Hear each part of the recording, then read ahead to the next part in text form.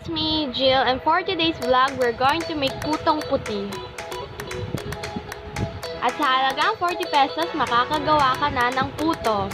Yes, you heard it right, 40 pesos.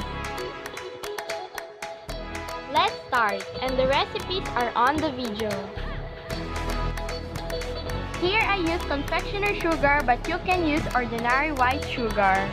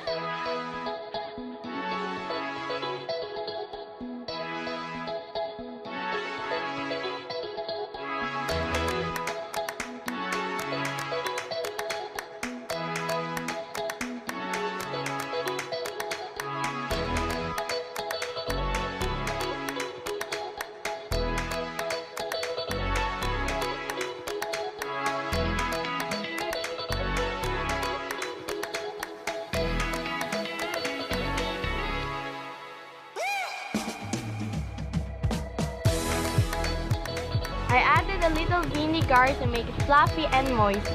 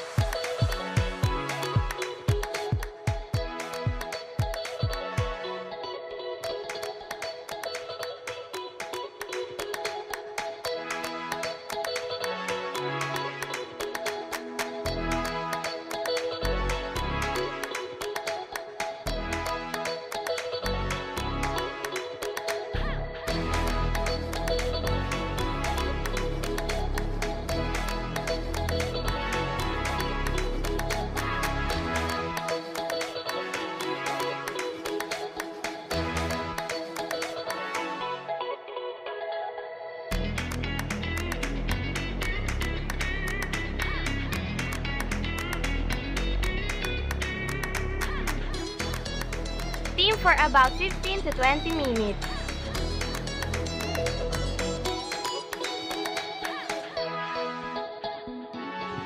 Toothpick check to check if it is cooked already.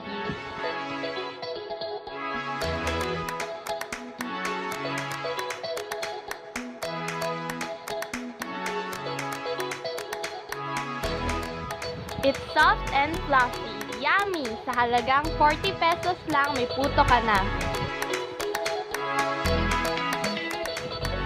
I put in the description box all the recipes and costings.